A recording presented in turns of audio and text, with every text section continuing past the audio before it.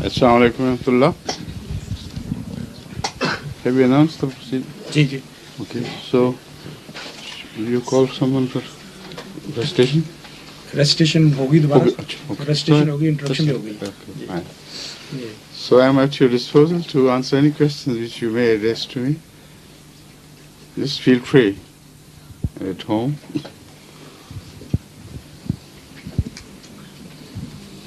Human society is so corrupt, Your Holiness.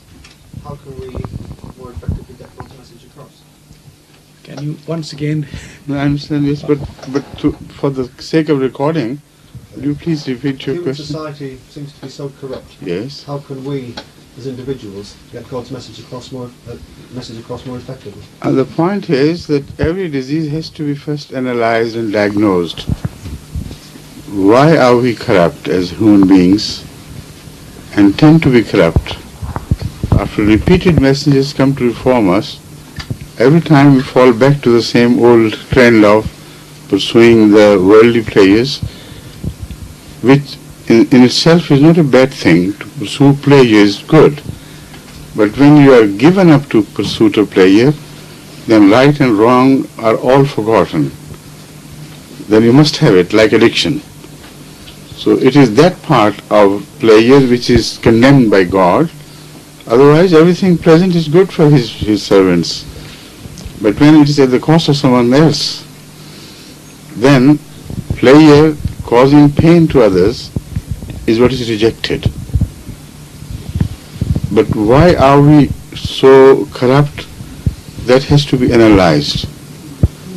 And unless we reach the root causes and begin the cure from there, just a superficial treatment would not mean anything. Yesterday I discussed this matter with some would-be member of parliament who had also come to attend my question and answer session. And he was deeply concerned about what was happening in Britain. The moral degradation, the rise of crime, and lack of sensibility to others' pleasures and sufferings. And I told him that you should have learnt your message from the most beastly killing of the innocent children in Scotland. Just to talk of superficial changes in the law and go for legislative reforms or to strengthen the hands of the police is not at all a relevant answer to that problem. That problem lies elsewhere and deeper in your society. It has a relationship with the overall rising crime of child abuse. And generation after generation things have been happening where people grow up with a sense of suffering and inferiority complex at the hands of their elders, at the hands of the society around. So they nurture these passions of revenge quietly until they burst into a flare of what you saw. He was not a madman, because madmen don't show cruelty to children. He was not a sane man either. He was on the borderline of madness and sanity, and he was in fact a distorted image of the society, which was going.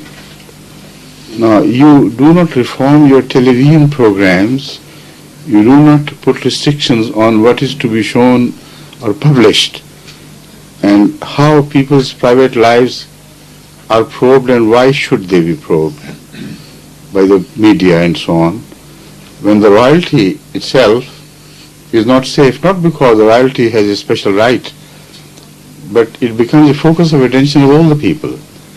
What happens there, what is tolerated there, is tolerated at every other level, even more so. So there are many things which are wrong and which are getting more and more twisted with the passage of time. No legal reformation is the answer. You strengthen the hands of the police, and the police itself is a part of the whole society. And unfortunately, the standard of police is not at all the same as it was 40 years ago when I was here. I was here as a student. So things have to be analyzed school-mindedly, not politically, but wisely, at a forum of people from all walks of life and their representatives participating in a meaningful search for truth and search for the right measures. Morality is what is missing, unfortunately. Morality, not just Christian, but any morality is morality. Religious morality is one unsplittable thing, and it's universal. So when I speak of morality, do not mean Islamic morality or Christian morality or Jewish morality. To me, morality has to be universal or it is not morality. Whatever name you may give it, it is not right until it has to be universal. So with a determination to resolve your problems armed with universal concept of morality, where racism does not play a part, where differences of areas, north and south and east and west, are not permitted to be counted as factors. Just a human responsibility should be discharged at human level. Then you will see there have to be effected many reforms in your media, in your treatment of many daily problems. The concept of freedom has to be rectified. Once again, it has to be thoroughly examined. What do you mean by freedom? Freedom to what extent?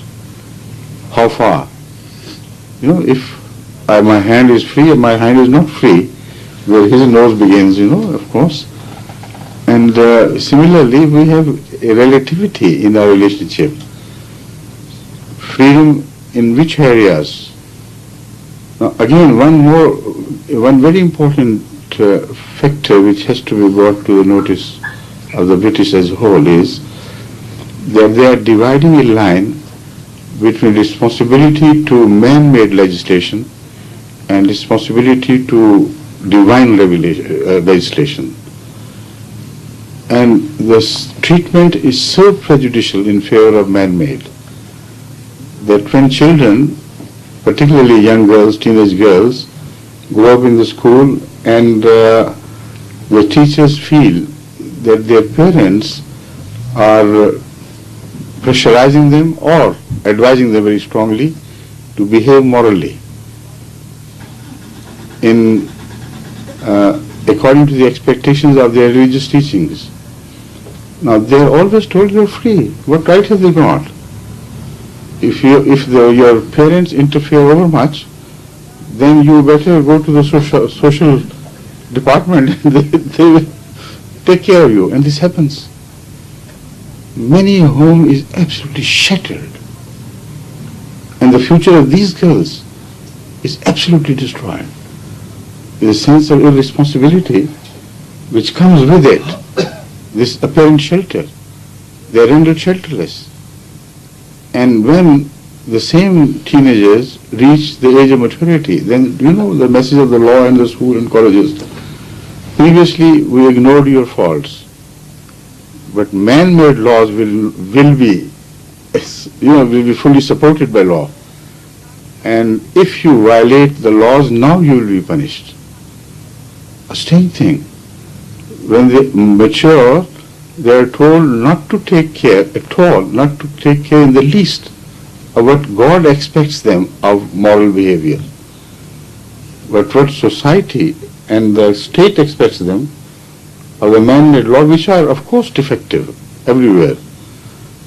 And this is why they keep on changing and yet they do not serve full purpose. They must be respected. So when you divide a line between moral values and the state values, then ultimately the state values do suffer.